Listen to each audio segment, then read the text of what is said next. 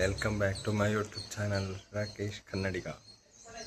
ಇವತ್ತು ಮೊದಲ vlog from ಮನೆ. ಮದುವೆ ಇದೆ, ಹೋಗ್ತಾ ಇದ್ದೀವಿ.